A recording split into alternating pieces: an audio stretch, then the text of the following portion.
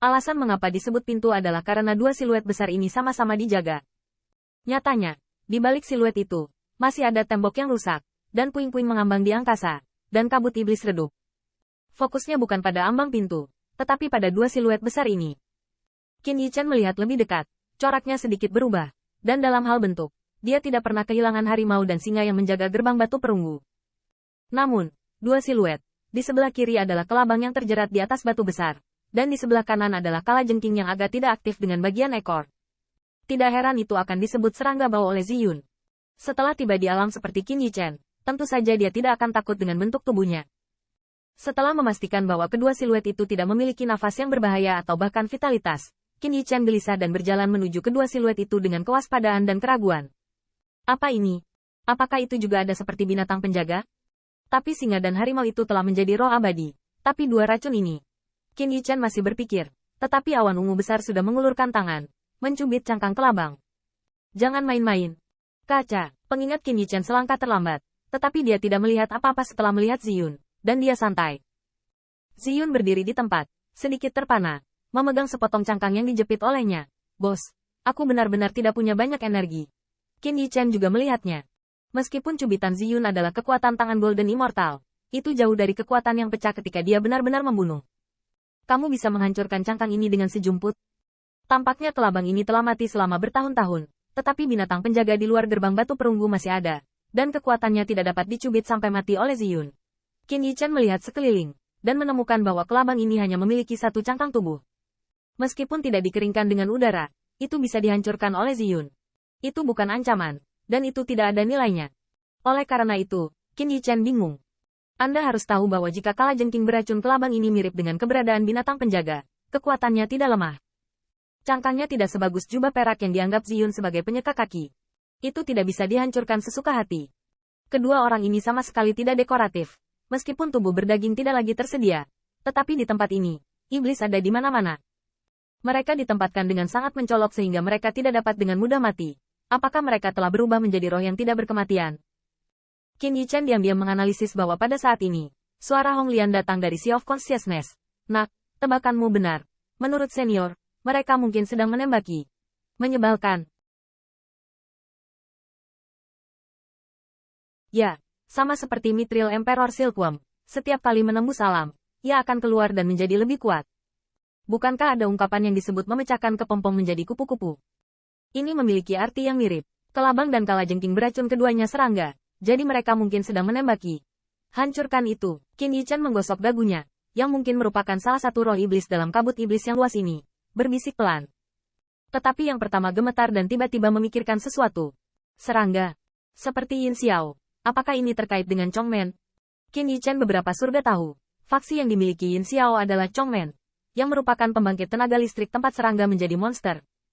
Dengan kata lain, tempat ini kemungkinan merupakan peninggalan yang ditinggalkan oleh Chongmen. Begitu saya memikirkannya, mata Qin Yichen penuh dengan pesona, dan saya diburu sepanjang jalan, dan saya terpana. Kali ini saya menemukan reruntuhan milik Stinking Insect. Bagaimana saya tidak bisa masuk dan melihat?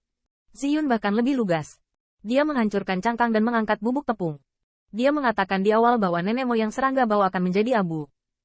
Hanya Qin Yichen yang melihat ini, dan menggosok dahinya tanpa daya. Meskipun itu adalah Chongmen yang sama, tetapi kelabang ini jelas bukan spesies dengan Yin Xiao. Masuk dan lihat. Ziyun siap untuk masuk.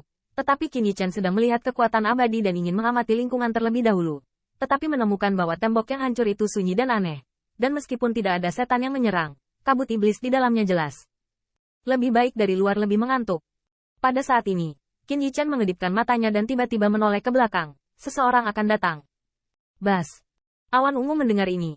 Gigi macan tutul segera keluar dari sarungnya. Dan mata naga itu bersinar dengan ganas dan menatap kabut iblis ketika mereka datang. Benar saja, beberapa siluet melewati kabut dan perlahan muncul di depan mereka. Qin Yichen juga berada di tangan macan putih. Dia bertemu di sini, kecuali 10.000 lembah bunga, yang bisa dikatakan musuh. Jika dia bertemu dengan 1.000 royalik, itu pasti akan menjadi pertempuran berdarah. Namun, setelah melihat para pengunjung, Qin Yichen diam-diam santai. Bukan 1.000 royalik, tetapi pedang macan putih di tangannya tidak melepaskannya. Ada lebih dari 10 siluet pengunjung. 4 yang pertama kuat dan kokoh. Sebelum memasuki Guts Vestige, Qin Yichen telah melihatnya, dan bahkan sama-sama ingat bahwa lampu pompa Yin Xiao tetap menyala. Kemungkinan setelah Yin Xiao dikalahkan oleh dirinya sendiri, dia mengejar keberadaan Yin Xiao. Setelah melewati kabut berkabut, banyak pembangkit tenaga listrik juga memperhatikan 3 orang dari Qin Yichen. Ketika mereka melihat 3 siluet, salah satunya adalah setrum, dan kemudian sudut mulut mereka terangkat dan tertawa. Sekarang 2 anak laki-laki yang diburu oleh makam yang penuh dengan dewa ditabrak oleh mereka.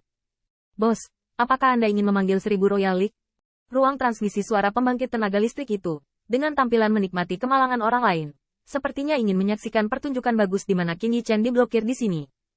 Namun, pembangkit tenaga listrik yang dipimpin oleh seorang pria berjubah hijau, dengan alis yang sempit dan panjang serta nafas yang acuh tak acuh.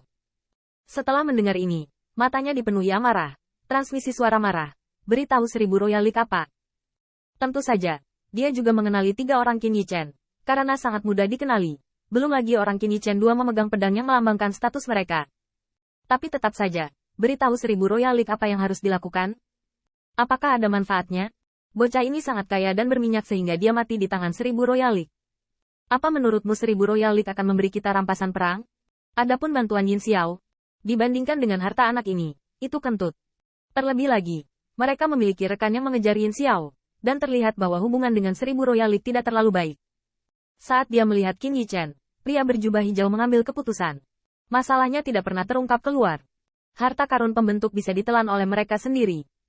Ketika pembangkit tenaga listrik yang ditegur melihat ini, itu sedikit ragu-ragu. Bos, kedua anak laki-laki ini dapat melarikan diri dari serangga Bao Yin Xiao untuk melarikan diri. Saya khawatir ini agak memalukan. Pria King Pao mendengar ini, tetapi dengan dingin tersenyum. Transmisi suara berkata, takut pada apapun. Di pintu masuk, Yin Xiao. Mereka dapat menutupi kepala kedua anak laki-laki ini dan menyelinap pergi seperti tikus. Bahkan 2 Huagu tidak dapat menjaga itu. Ini baru saja lolos ke God's Vestige. Sekarang 10.000 Huagu tidak ada. Dengan kekuatan kita, tidak bisakah kita membersihkannya? Pria King Pao itu tampak percaya diri. Meskipun dia juga tahu bahwa Qin Yichen 2 tidak disindir atau bahkan bertarung sendirian, dia dan teman-temannya mungkin tidak dapat mengambil keuntungan. Tapi di tempat ini, siapa yang akan memperhatikan untuk bermain sendiri? Untuk harta karun dari setidaknya 2 objek yang terbagi dan siluet ramping, tentu saja harus membayar sejumlah harga.